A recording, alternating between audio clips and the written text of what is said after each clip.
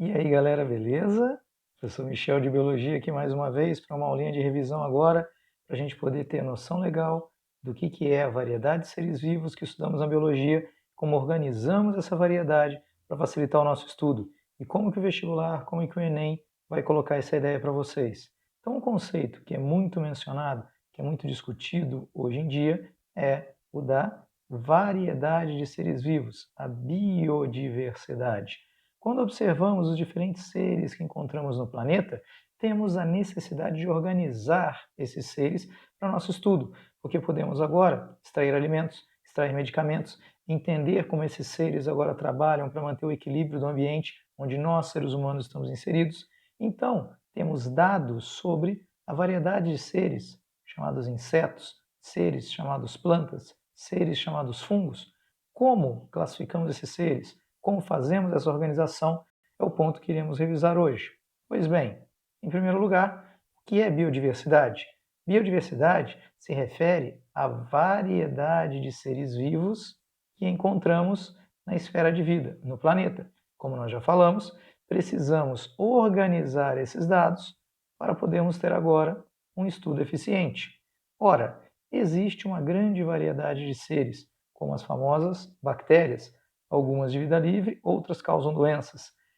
Devem existir, estimamos agora, com dados estatísticos, uma variedade absurda de bactérias no ambiente, mas o que nós conhecemos eventualmente é muito pouco. Outros seres, vertebrados, por exemplo, tem coluna vertebral e crânio, devem existir um número bem próximo do que conhecemos. Então, existe ainda uma variedade de seres a serem descobertos, a serem catalogados, para que possamos não só usufruir deles, como também entender a importância que eles têm para o ambiente onde estamos inseridos. Para tanto, o que é necessário? Definir um organismo vivo pertencente a um grupo específico. O que é uma espécie na biologia? Vários conceitos existiram ao longo do tempo, ao longo da história, com a tentativa de organizar agora, de definir com maior precisão o que é um ser vivo específico. Hoje, o conceito mais moderno fala que seres serão da mesma espécie quando, em condições naturais, além de serem semelhantes, eles serão capazes de se cruzar naturalmente e produzir descendentes férteis. Ou seja, os seres devem ser semelhantes, devem ser capazes de cruzar naturalmente e a prole, a descendência, o filhote que nasce desse cruzamento, tem que ser fértil. Apenas ser semelhante não basta. Aqui nós temos o exemplo de dois seres muito parecidos, duas aves, mas que não conseguem cruzar naturalmente e ter descendentes férteis, são espécies diferentes. Se olhamos a espécie humana, temos variedade na pigmentação da pele, no formato do rosto, na textura do cabelo, mas todos aqui naturalmente conseguem originar um descendente fértil. Portanto, podemos dizer que apesar das diferenças que podem aparecer externamente, todos aqui pertencem à mesma espécie, porque naturalmente se cruzam e são capazes de gerar uma descendência fértil. Isso o vestibular vai colocar para vocês. Um exemplo que talvez você não conheça, você nunca tenha ouvido falar, de seres em uma tentativa de cruzá-los. E aí ele vai perguntar, são da mesma espécie ou não são da mesma espécie perante os dados analisados? Para ser da mesma espécie, tem que ser capaz de cruzar naturalmente e a descendência tem que ser fértil. Se nascer um descendente, mas ele é estéril e infértil, você não vai poder dizer que eles são da mesma espécie. Então eles são espécies diferentes. Perfeito. E para facilitar a compreensão, nós organizamos agora a nomenclatura desses seres, obedecendo um padrão universal. Usamos dois nomes, por isso a nomenclatura é binomial ou binominal, porque a variedade é muito grande, um nome apenas não seria suficiente, dada a grande quantidade de seres que nós temos no planeta. Então nós vamos usar dois nomes em latim, que é uma língua morta, ou um termo latinizado, e vamos destacar do texto, deixando em itálico, que é a letrinha deitadinha, mas se você vai escrever na prova de vestibular uma questão, você tem que sublinhar. O itálico é para texto impresso. Na prova de vestibular, você não vai poder falar agora que o seu texto está em itálico. Então, se você não sublinhar, na prova aberta, na prova de segunda fase, vai ser descontado. Ora, o primeiro nome, o primeiro termo, determina o gênero. onde a espécie está inserida. E eu terei agora a primeira letra maiúscula, ele se inicia com letra maiúscula.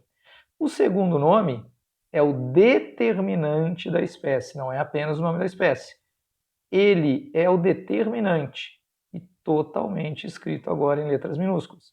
Então aqui nesse exemplo, este anfíbio anuro, este sapo, nome científico dele, Rana ibérica.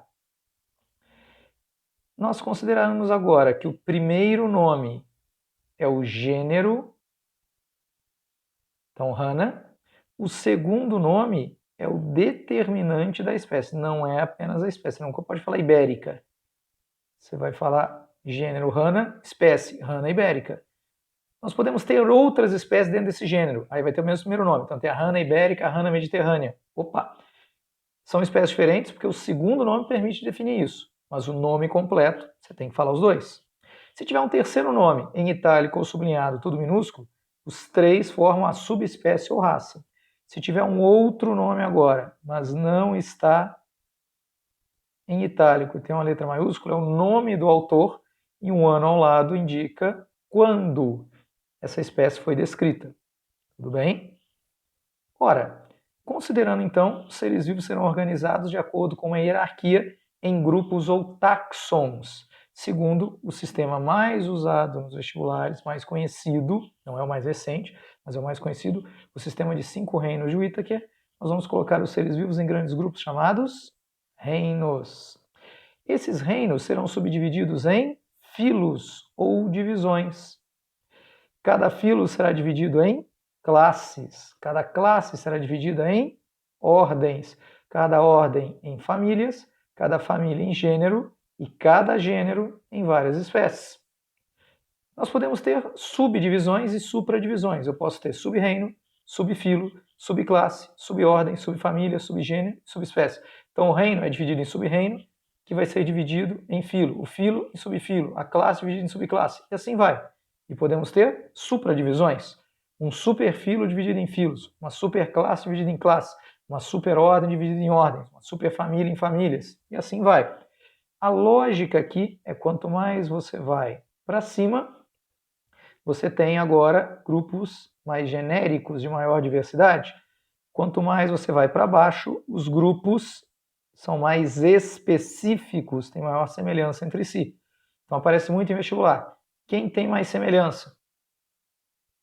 O mamífero. Quem tem maior abrangência, quem tem um grupo agora mais amplo? Classe dos mamíferos ou o gênero Homo? Classe dos mamíferos pega todos que têm glândula mamária, então é um grupo mais amplo. Quem é mais específico? A família dos hominídeos ou o filo dos cordados? A família dos hominídeos, que apresenta apenas aqueles mamíferos primatas agora, que apresentam polegar opositor e o encéfalo agora mais desenvolvido e a postura ereta. Então, quanto mais você vai para cima nesse esquema, mais amplo é o grupo, mais para baixo você vai, quanto mais para baixo você está se dirigindo, mais específico, mais restrito é o grupo de seres que você está agora estudando, abrangendo, avaliando. Então, no sistema de Whittaker, nós colocamos 5 grandes grupos, 5 grandes reinos. Monera. Reino Monera inclui todos os procariontes com material genético disperso no hialoplasma, sem carioteca, todos unicelulares, alguns autótrofos produzindo o próprio alimento, outros heterótrofos pegando alimento do meio, são as bactérias e as cianobactérias. Cuidado, tem bactéria de vida livre, tem bactéria que é patogênica que causa doença. Perfeito. Aqui estão todos os procariontes. Os eucariontes com núcleo organizado começam no reino protista ou protoctista.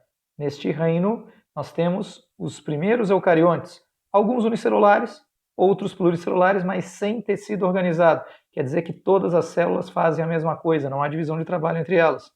Nós temos alguns autótrofos, como as algas ou protófitos, e outros heterótrofos, como os protozoários.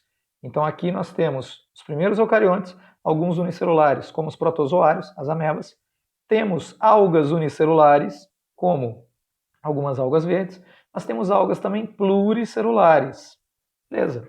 Levando aqui, algas não estão no reino vegetal, algas estão no reino protista, porque para ser vegetal tem que ter tecido organizado.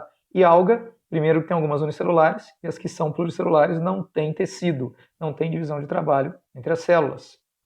Reino fungi, os fungos com características intermediárias entre os animais e os vegetais. São todos eucariontes. Alguns poucos unicelulares, a maioria pluricelular, mas é polêmico, não chegamos a um consenso ainda se eles apresentam ou não tecidos organizados, por isso essa interrogação aqui.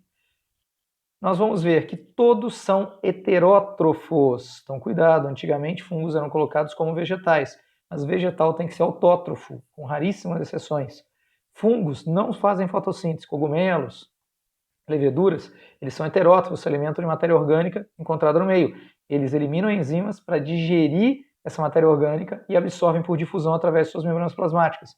Então, eles são heterótrofos por absorção. Tem parede celular de quitina, como os insetos, como os crustáceos, como os aracnídeos, como os artrópodes, e armazenam glicogênio, como açúcar de reserva, como os animais.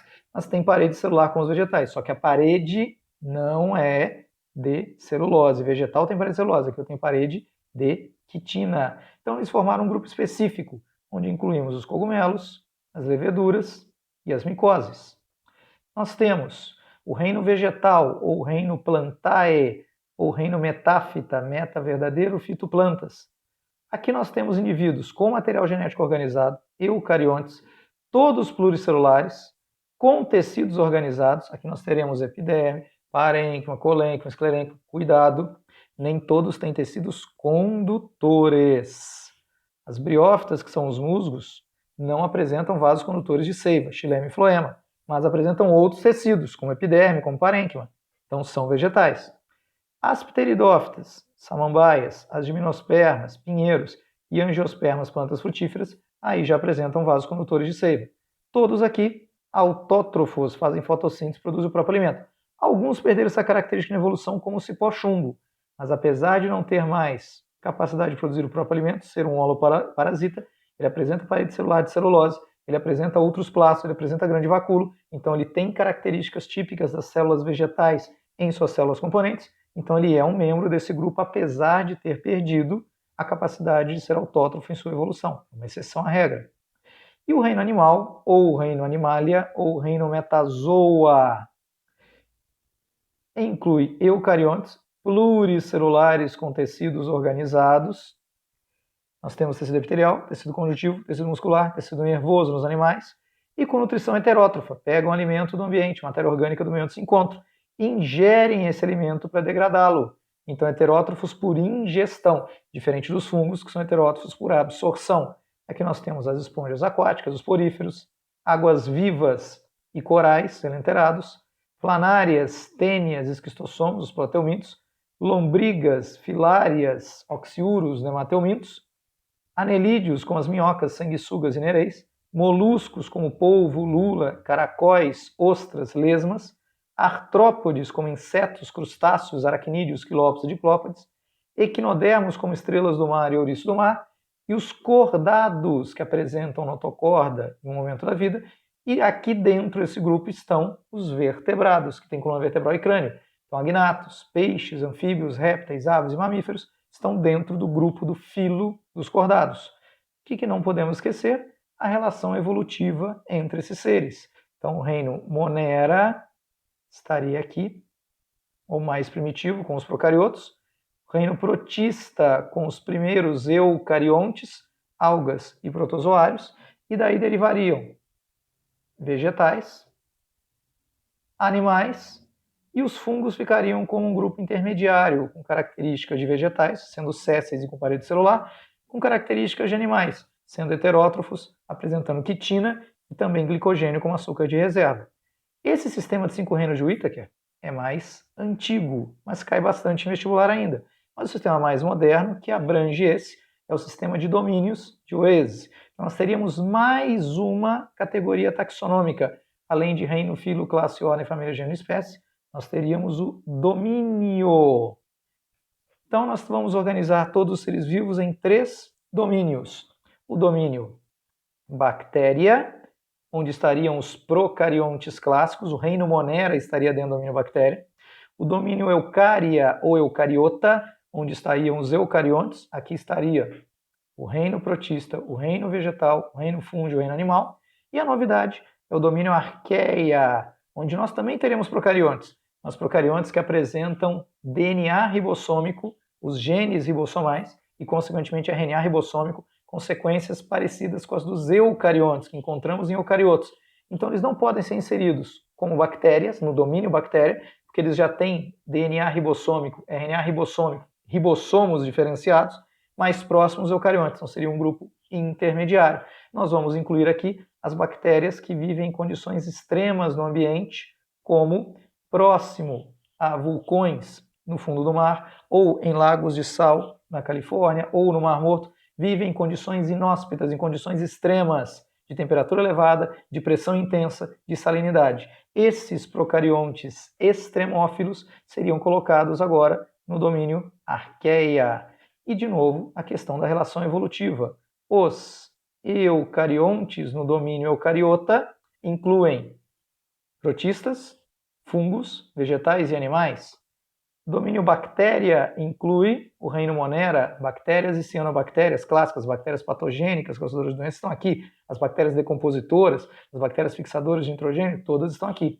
A novidade, o domínio Arqueia se destaca por inserir agora procariontes com material genético espalhado no enoplasma, mas com genes ribossomais semelhantes aos eucariontes. Isso permitiria agora que eles produzissem proteínas diferenciadas e, consequentemente, conseguissem agora sobreviver em condições extremas do ambiente. Essa noção de biodiversidade é essencial para a gente chegar no vestibular, onde serão colocadas questões de seres vivos que talvez não tenhamos ouvido falar ainda no nosso dia a dia, e aí o exercício pede para a gente inserir num grupo, para a gente ver quem está mais próximo de quem evolutivamente. Então é importante para vocês revisarem isso. Tudo bem? Muito obrigado pela atenção, meus amores. Até mais. Aquele abraço.